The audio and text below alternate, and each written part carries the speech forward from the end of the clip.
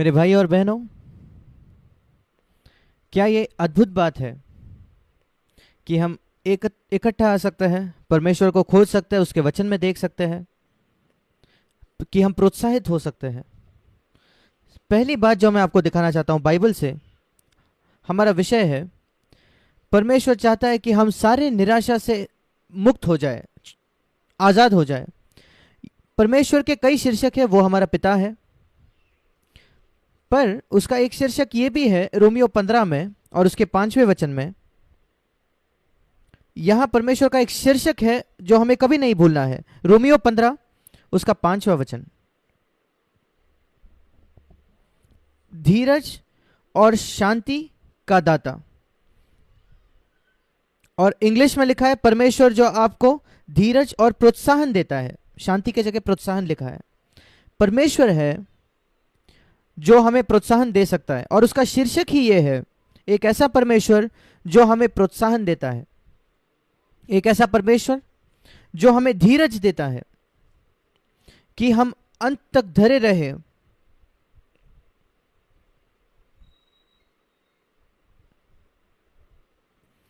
और ऐसे दूसरे भी वचन हैं जो हमें बताते हैं परमेश्वर की इच्छा कि हम सारे चिंता से हमें मुक्त होना है।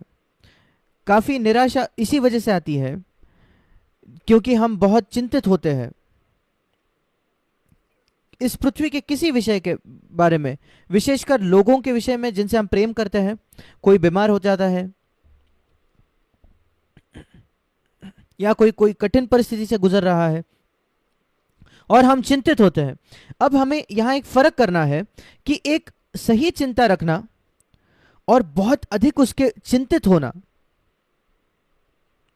यीशु मसीह ने कहा मत्ती रचित सुसमाचार उसके 6 अध्याय में 10 वचनों के अंतर में, मत्ती 6:25 से लेकर 34 तक 3 बार यीशु मसीह ने कहा चिंता मत करो, चिंता मत करो, चिंता मत करो।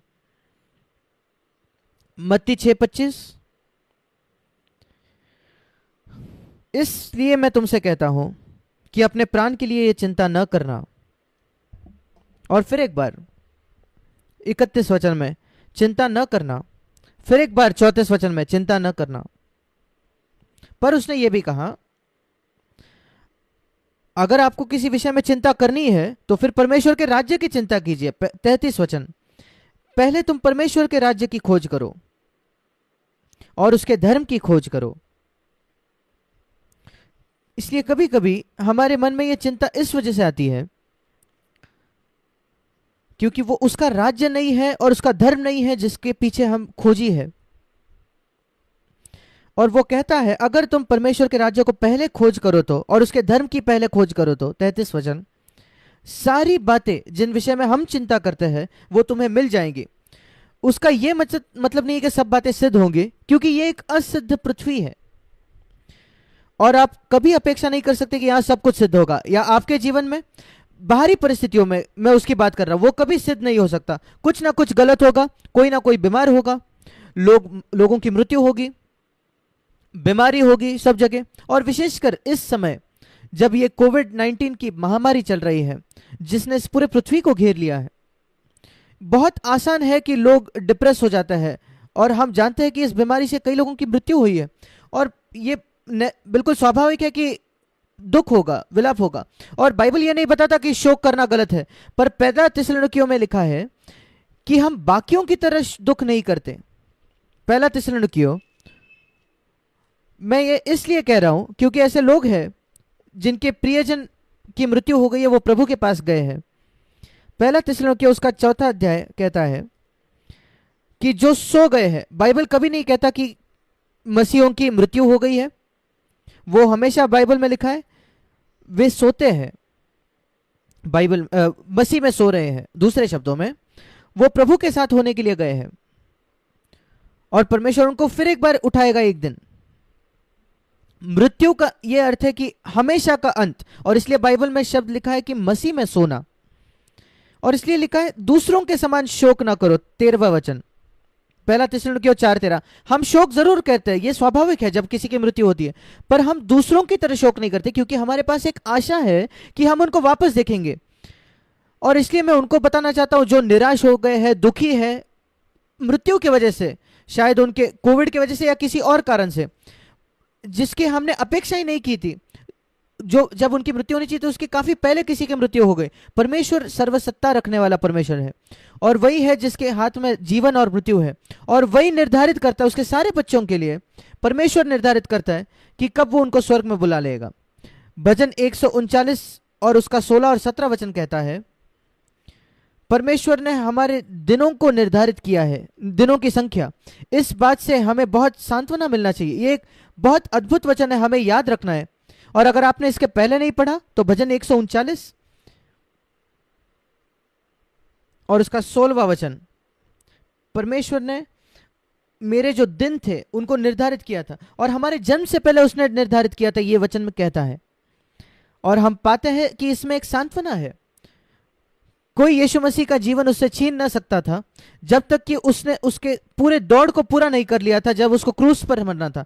एक बार उसको एक नीचे फेंकने की कोशिश की गई पर उसको नहीं फेंक पाए। जब एक आंधी आई, तूफान आई झील में, वहां असंभव था उसको मरना, क्योंकि परमेश्वर का वो समय नहीं था। और इसलिए मैं आप में से हर एक को ये कहना चाहता हूं, ये परमेश्वर का वचन है। आपको बहुत बड़ा संत होने की जरूरत नहीं। ये सब परमेश्वर छोटे बच्चों से प्रेम करता है, नवजात शिशु विश्वास में, जैसे वो उसके बड़े बड़े सेवकों से प्रेम करता है। पर मैं ये आपको बताना चाहता हूं, आपका सांत्वना करने के लिए और प्रोत्साहन देने के लिए,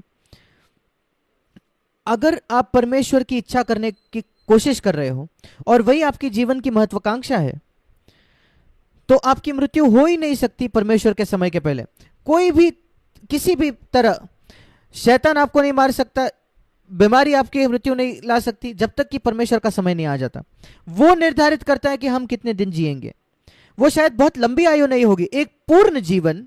इसका अर्थ ये नहीं होता कि जिसको संसार कहता है एक लंबी आयु। यीशु मसीह का जीवन बिल्कुल भरपूर जीवन था जो इस पृथ्वी पर कभी जिया गया।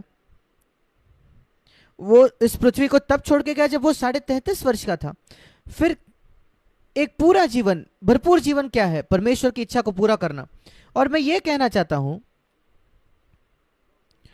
क्योंकि हम जानते हैं कि हमारे प्रियजन मसीह के साथ होने के लिए, मसीह के साथ रहने के लिए गए हैं, हमें सोचना है उनके विषय में कि हमने उनको एयरपोर्ट पर जाकर सिर्फ देखा है, बाय कहा है। वो एक एरोप्लेन में गए हैं। सोचकर देखिए, ये आपके प्रियजन जिनकी मृत्यु हुई है, वो एक फ्लाइट में जब बैठते हैं और वो एक बेहतर देश में जाते हैं, इस देश से काफी बेहतर, क्या आप फिर निराश होते?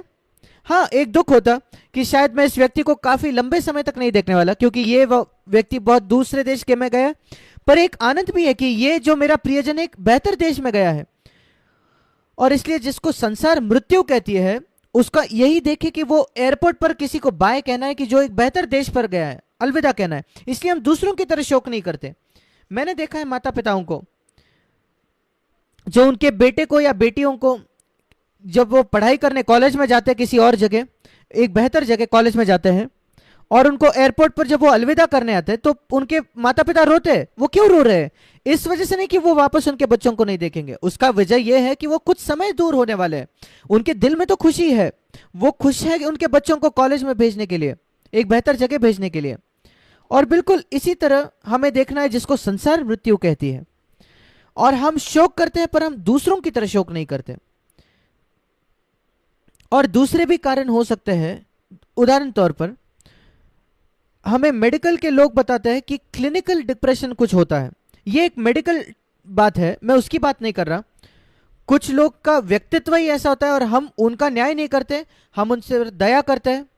किसी और व्यक्ति का न्याय ना करें कि वो क्यों निराश है, बस अपने जीवन के विषय में चिंतित रहे, अपने आप के विषय में। हमारा ये बुलाहट नहीं कि हम दूसरों का न्याय करें, पर एक मसीही के लिए मेरा विश्वास है, परमेश्वर की इच्छा है कि हमें सारे चिंता से स्वतंत्र होना है और सारे निराशा से स्वतंत्र होना है, जो इस वजह से आती है क्योंकि हम एक अपने आप से बहुत बड़ी एक अपेक्षा रखते हैं। हम सिद्ध नहीं है, पर हम सिद्धता की ओर बढ़ते जा रहे हैं, और उसी मार्ग पर परमेश्वर हमें सांत्वना देता है हर समय।